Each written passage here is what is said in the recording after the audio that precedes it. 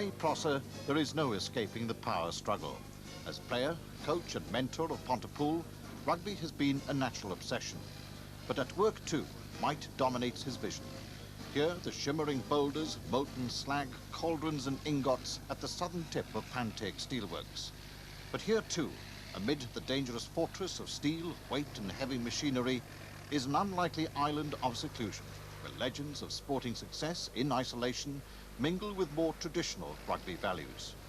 Rugby, it might have been my pastime and my hobby, but it was never, I never got my living at it. Rugby always cost me money, either when I was playing or as a coach. So by necessity I had to come into a place like this, because not the brainiest of men, and then you want to realise what your limitations was, and I think I was very lucky to drop into a place like this because it is very near home, and the hours wasn't long. It enabled me to train, it enabled me to play, and people in the steelworks, I found that we would talk rugby with them, and there was my bosses, thank God, was always very lenient to me when I wanted time off, even to this very day. I never wanted to leave this area.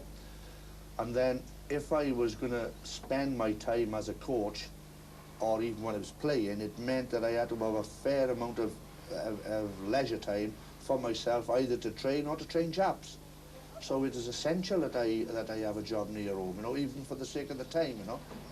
The calls of coaching and work have locked Ray Prosser within his Eastern Valley, a voluntary imprisonment. But was there never a time when sporting fame tempted him beyond the boundaries of Pontypool? No, first of all, I was born and bred here. Then if you look at, I'm trying to be unbiased now, but if you look at Pontypool, it got the best of both worlds, you know. We got industry here, and you haven't got a couple of miles and you were out into the country, you know. It's a very, very nice part of Wales. No, it's the best part, I think.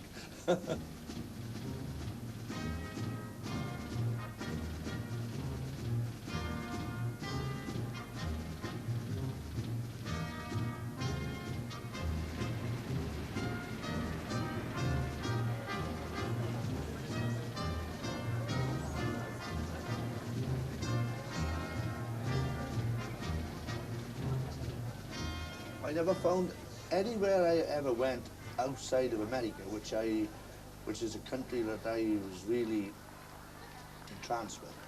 I never found anything, wherever I went, as good as what I found here at home. Yes, I liked America. I liked, to be quite blunt, I liked the way they behave themselves, I think. They're brash, but then they got a right to be brash. They're a very successful country. They were a rich country, big country, good country. It seems strange that the parochial Prosser should find America so appealing. Yet the fascination stems from its size, influence, the Kennedy dynasty, and that word again, power. Mischievously, he claims he'd emigrate tomorrow, or so he says, as he watches the jets along the flight path to the States, safe in another cherished haven. I suppose, Pross, this is the sanctuary, the garden, isn't it? Away from everything. Well, I think perhaps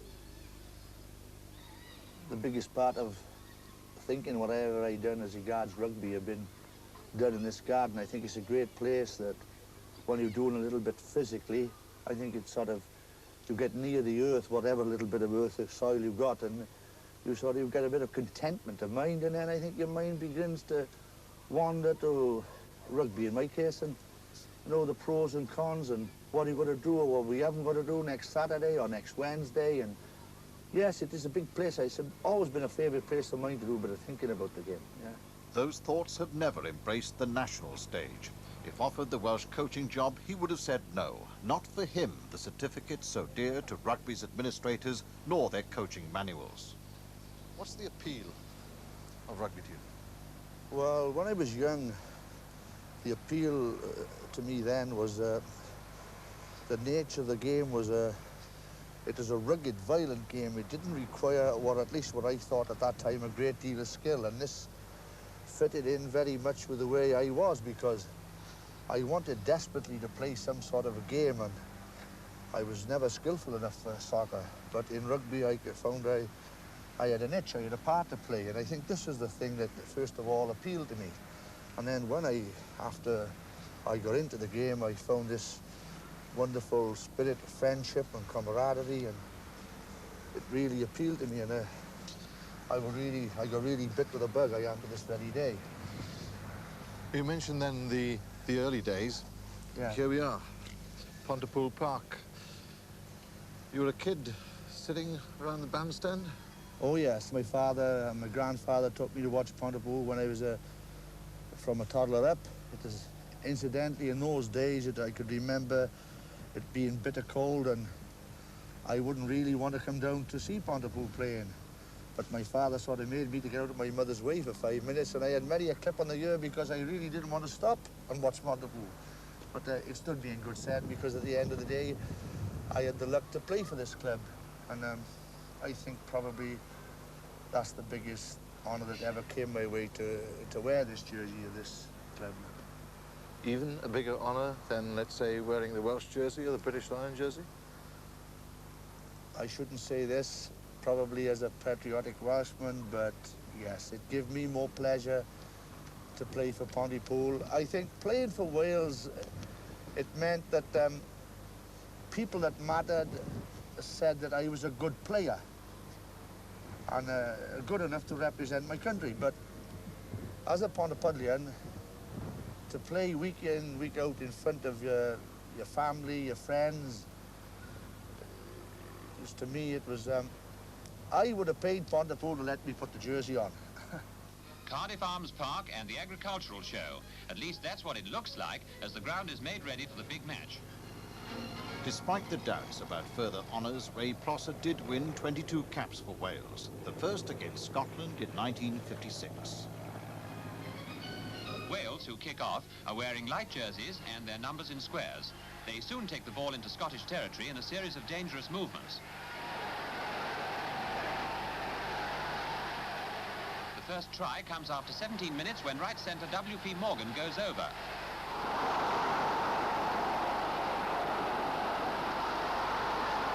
Scotland, still flushed with their recent victory over France at Murrayfield, start a rapid retaliation. Awarded a penalty, Cameron kicks a beauty for the equaliser. But by and large, Wales have the upper hand, playing the visitors at their own game.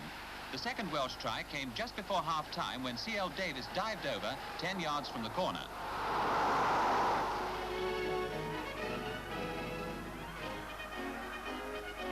I went to New Zealand. I don't like saying this because it appears that I'm more big-headed than what I actually am, but I went to New Zealand with some sort of a Reputation? But a hard man. Yes, but I was soon put in my place there, and like my father often told me when I was playing for Pontypool, he used to say to me if ever I was hurt, Raymond, when I came home moaning and groaning about some bump I had, he used to look at me and he'd wave his hands above his head. He used to say, "You were made of the best brown paper." He hated to see me get injured. He thought I shouldn't be injured. And then I sort of had years when I was trouble-free from injury. And then I began to believe the press that I was a lot better player than what I was. And when I was in New Zealand, I was fetched down to earth fairly quickly. What did they teach you, though, eh? They taught me that the game, despite what people will say about it in Wales, the game is and will always be run and ruled by forwards. The message was brought home from New Zealand, and then, as countless Pontypool players will avouch, one more essential element was added to the formula for success. I think to get the best out of a man playing, you've got to have this ability to run in the game of rugby when all around him is stopped. And then to be able to get into that physical condition, I think that it's essential that you've got to train and train and train and train. Well, we in Pontypool think that the game really is about 80% fitness, 10% luck, and 10% ability. Whether that's right or wrong, it's up for everybody to think whichever way he pleases. But we think the game of rugby is about physical fitness, you know, the ability to run when all around you was stopped, you know. We think that a man who can put one foot before the other when the other man wants to stop, I think he's the man at the end of the day is going to win, Yeah. you know, the game. The realization of the creed would have to wait, however. For most of the 60s, Pontypool's lean years, Prosser was lost to the terraces. But then he returned and in search of allies. So then, when I came back to this club, I had the luck, and I think coaching is a lot about fitness and luck.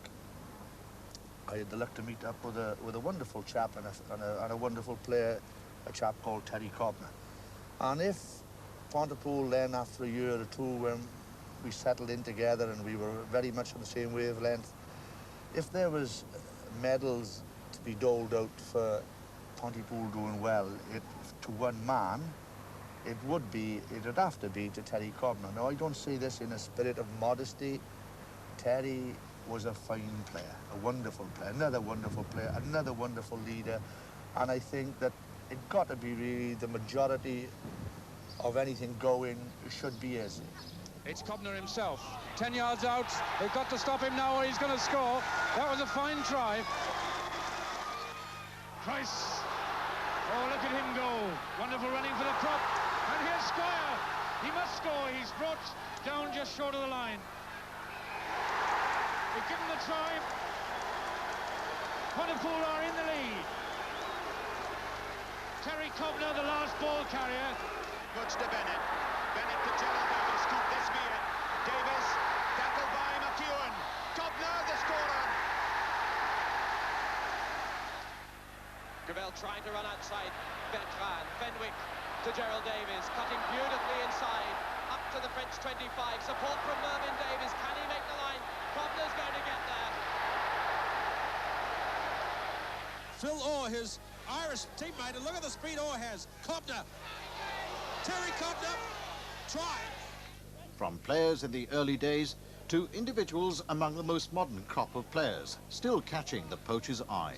Sometimes when you see an outstanding prospect, I think it jumps to your eye. I remember going to see Cardiff playing Pontypool at the Arms Park, and I seen this chap at the front of the line for Cardiff, this man, Bobby Windsor.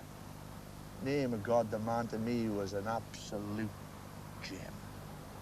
I couldn't wait to get back into the Cardiff club after, and I was talking to one and another of them, and they didn't seem to be very enamoured with Bob at all. And I, being as crafty as cat's water, I didn't say too much to them, but I thought, if, please God, Cardiff will dispense of his services, we'll do our level best to try and get him. Well, personally, I think that this club, over the last 10 or 15 years, have produced some forwards that can rank with the best.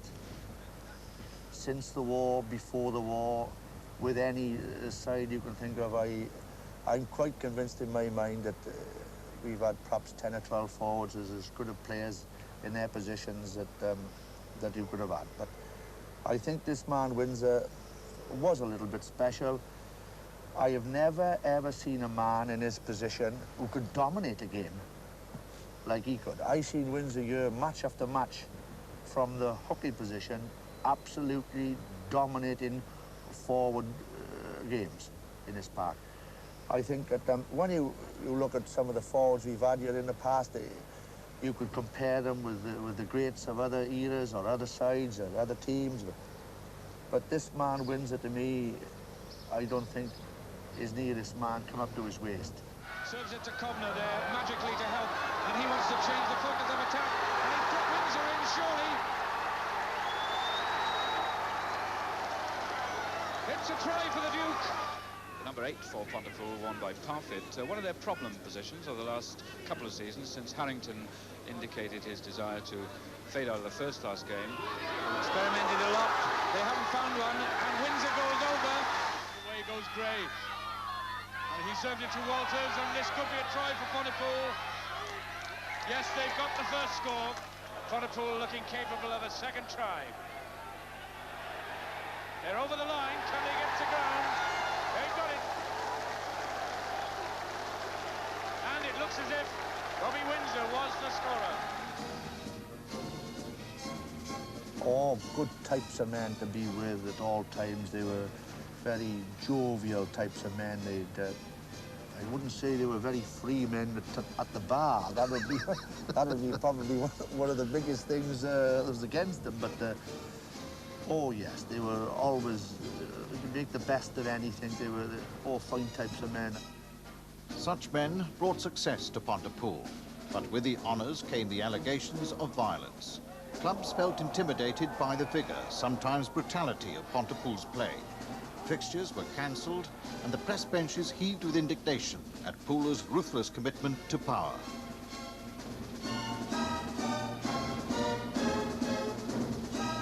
And one player, David Bishop, symbolised Pontypool's obsession.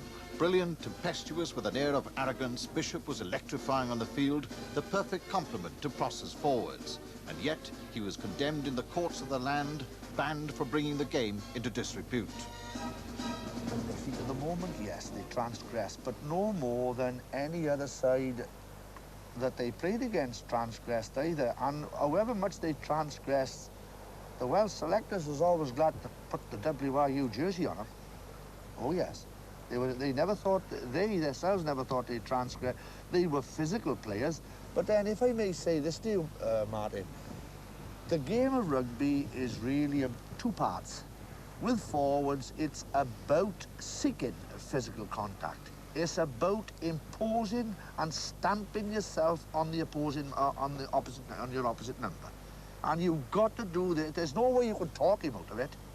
You've got to overcome him physically.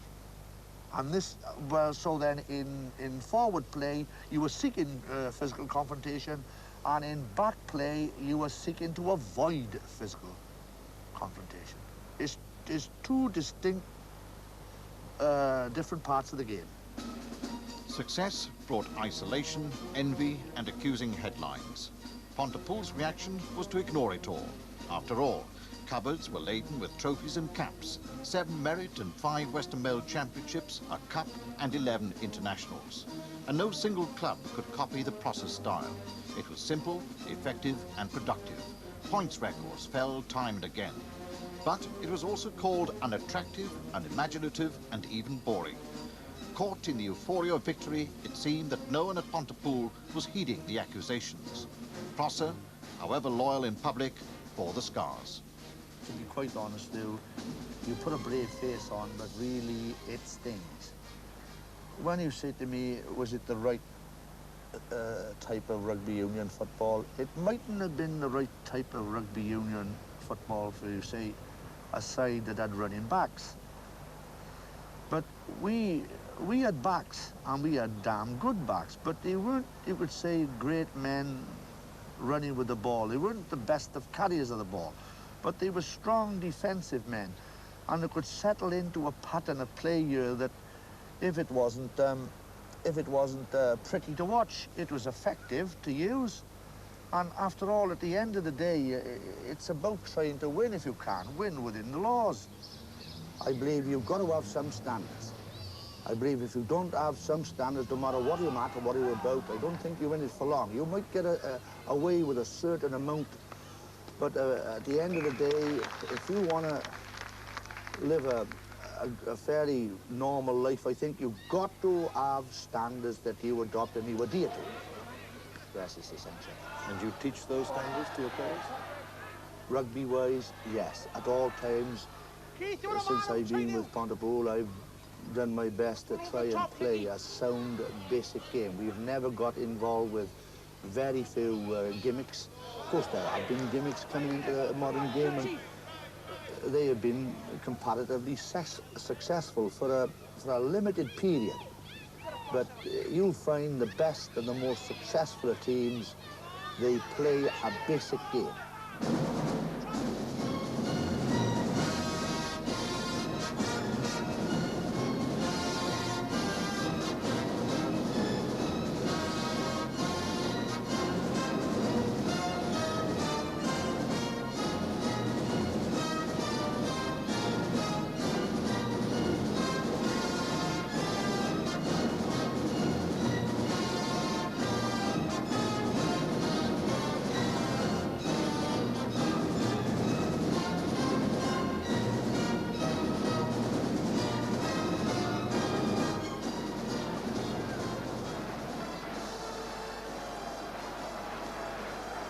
Dwyer picks up. Hugh's 7 is with him. They spin them all infield. That's the 22.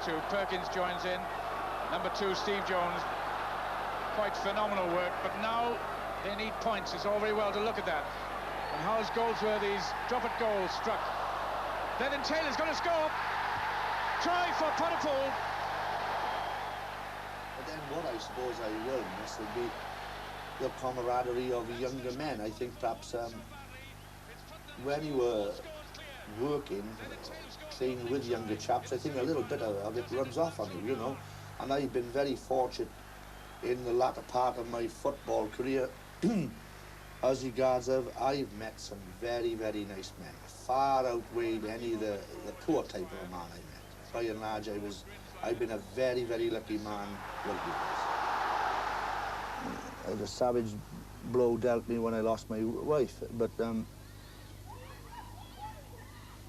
I've got my daughter with me, and she sold her home up to come and live with me, which is I'm a very lucky man to have. And then I still got my mother, and I've always been, funny enough, a mother's boy.